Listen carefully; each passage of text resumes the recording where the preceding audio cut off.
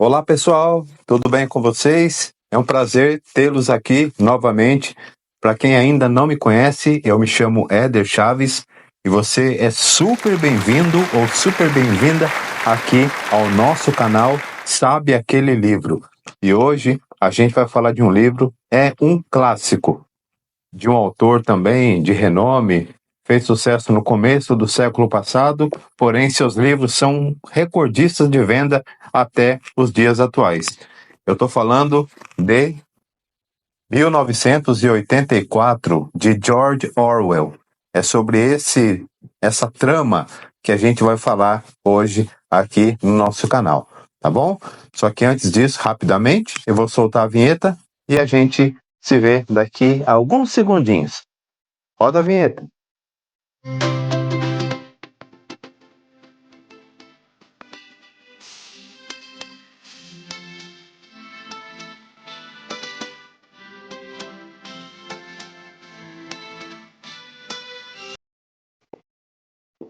(1984) de George Orwell, A Destruição da Liberdade e a Imposição do Poder Absoluto. 1984, escrito por George Orwell, é uma narrativa densa e perturbadora, que explora os extremos do totalitarismo. A história se passa em um futuro fictício, mas assustadoramente plausível, em que o Estado controla todos os aspectos da vida. O romance é mais do que uma ficção. É um alerta sobre como o poder irrestrito pode desumanizar as sociedades, destruir o pensamento crítico e apagar a identidade individual. A trama se desenrola na Oceania, um dos 3 grandes blocos geopolíticos do mundo, onde a ideologia do Ingsoc, socialismo inglês, governa todos os aspectos da existência. O líder absoluto do partido, conhecido como Grande Irmão, é uma figura onipresente, vista em pôsteres, moedas e teletelas espalhadas por toda parte, sempre acompanhada da mensagem: o Grande Irmão está de olho em você. Embora o Grande Irmão seja idolatrado, sua existência física nunca é confirmada, deixando dúvidas se ele é uma pessoa real ou uma construção do partido. O controle exercido pelo partido não se limita às ações dos cidadãos. Ele invade suas mentes, buscando controlar até mesmo os pensamentos por meio de um conceito chamado duplipensar. Essa habilidade permite que os indivíduos aceitem simultaneamente 2 ideias contraditórias como verdadeiras. Por exemplo, slogans como guerra e paz e liberdade é escravidão são constantemente repetidos para que as pessoas internalizem a lógica do partido sem questioná-la.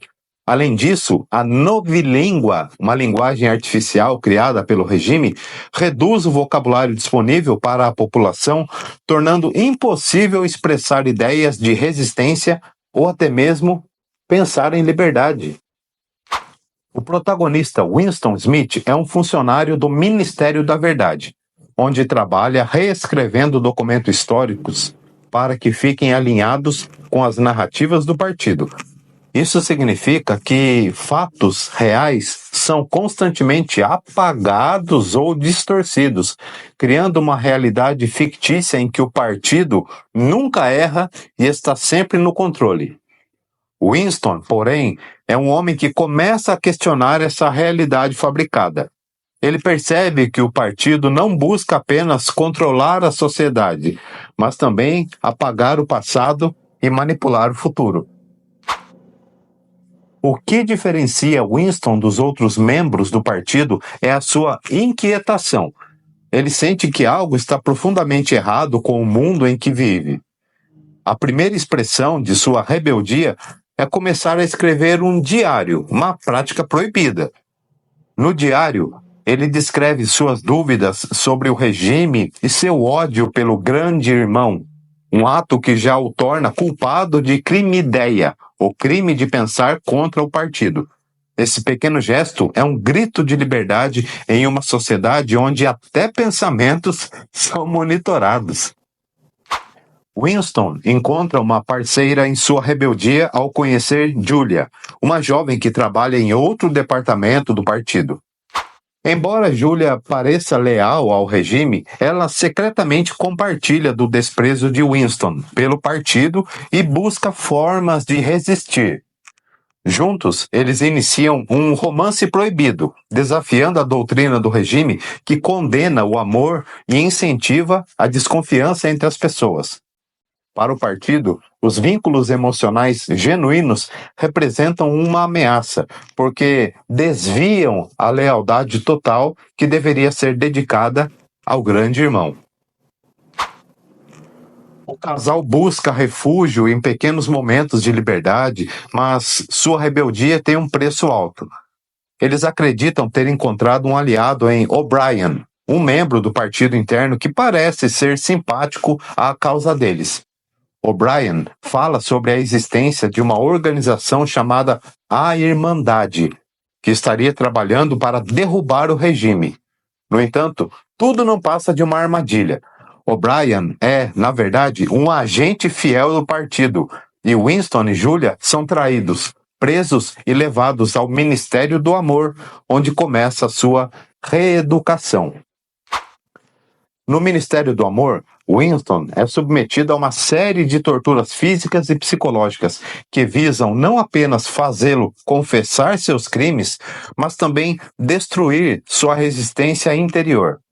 O ponto culminante dessa tortura é o quarto 101, onde cada prisioneiro enfrenta o que mais teme. Para Winston, esse medo é o de ratos. Diante da ameaça, ele implora, ele está em pânico para que essa tortura seja transferida para Julia, traindo assim o único vínculo emocional verdadeiro que ele tinha. Essa traição simboliza a vitória final do partido. Winston não é apenas forçado a obedecer, ele é transformado em uma pessoa que ama o grande irmão. No final, Winston é libertado, mas ele não é mais o mesmo. Sua rebeldia foi apagada, sua humanidade foi destruída e sua identidade foi moldada para se adequar às exigências do partido. Ele se torna um cidadão submisso, aceitando e até celebrando as mentiras do regime. A última frase do livro, em que Winston finalmente declara seu amor pelo grande irmão, é um retrato devastador do que significa perder completamente a liberdade. A Força, pessoal, de 1984 está em sua análise precisa de como o poder pode ser utilizado para manipular, controlar e destruir. Orwell nos mostra como a verdade pode ser fabricada por aqueles no poder e como a repressão sistemática pode eliminar não apenas a liberdade física, mas também a liberdade de pensamento. A vigilância constante, os mecanismos de censura, a manipulação da linguagem apresentados no livro são ecos que ainda ressoam em sociedades modernas, onde as tecnologias de controle social estão cada vez mais avançadas. Além disso, o romance levanta questões sobre a fragilidade da memória e da verdade. Em um mundo onde os fatos podem ser alterados, o que nos resta para ancorar nossa compreensão da realidade? Essa pergunta central torna 1984 uma obra atemporal, que continua relevante mesmo décadas após a sua publicação. Orwell nos oferece um retrato sombrio, mas profundamente necessário dos perigos de regimes autoritários.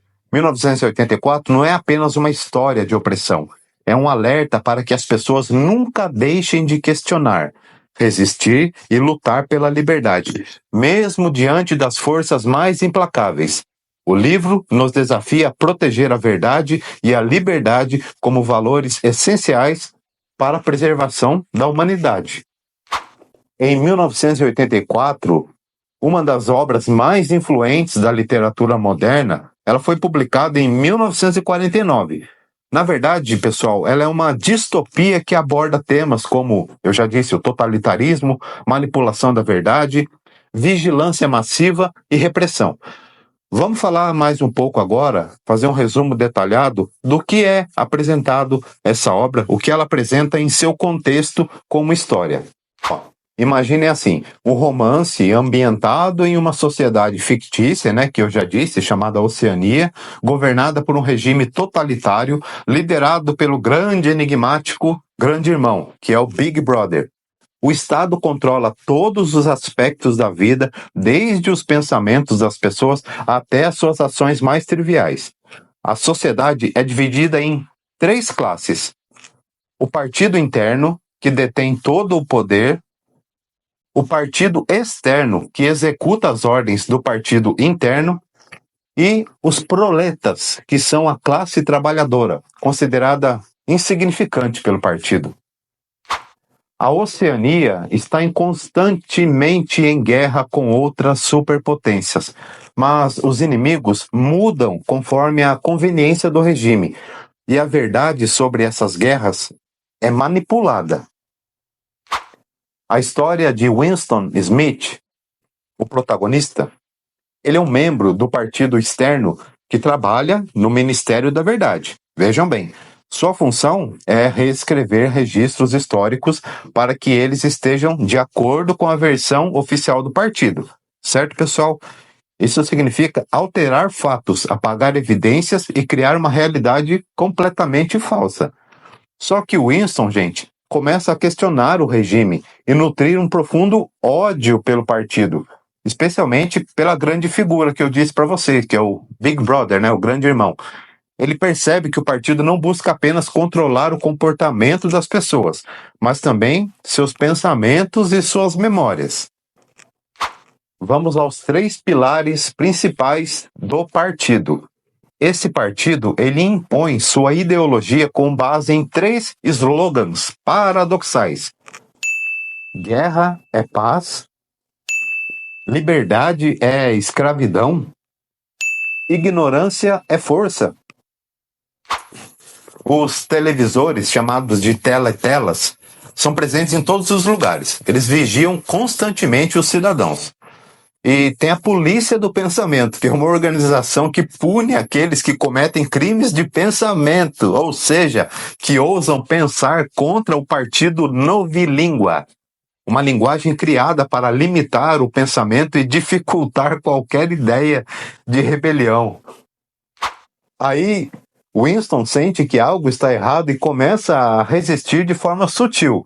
Ele mantém um diário secreto, né, onde escreve os seus pensamentos contra o partido, um ato extremamente perigoso. E pouco depois ele conhece Julia, que é uma jovem que trabalha no partido e compartilha também seu desprezo pelo regime. Eles iniciam um relacionamento, só que clandestino, o que é um ato de rebelião, já que o partido proíbe relações amorosas, né? E para o partido, o sexo deve ser apenas um ato reprodutivo, controlado e desprovido de prazer ou afeto.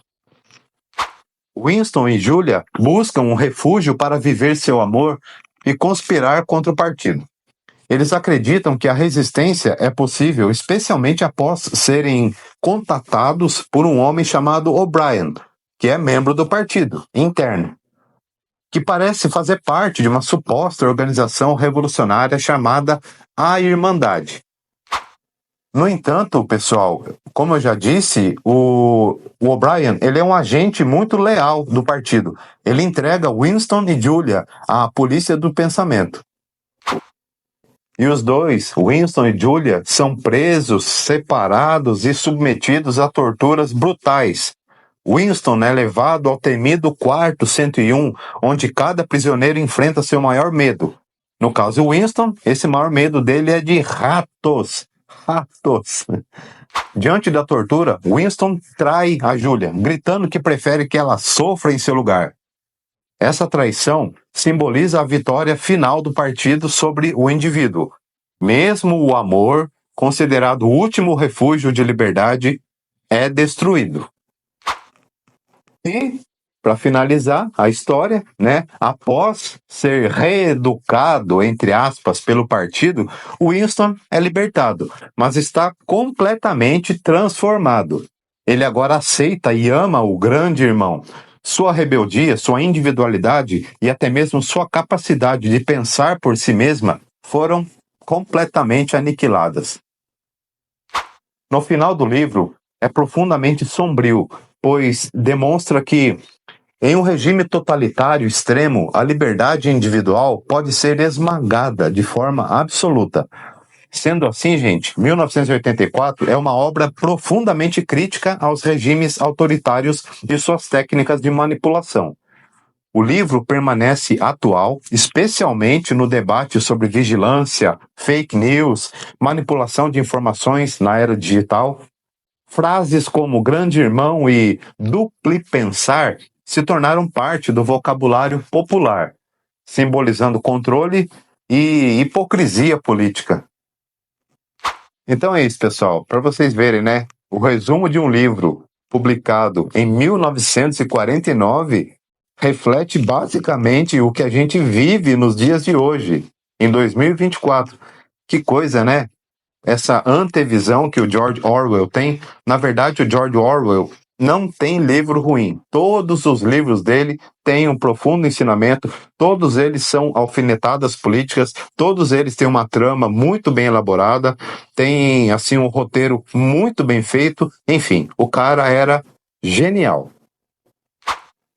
Então é isso, pessoal. Chegamos ao final de mais um resumo aqui do Sabe Aquele Livro, o canal aqui que você gosta.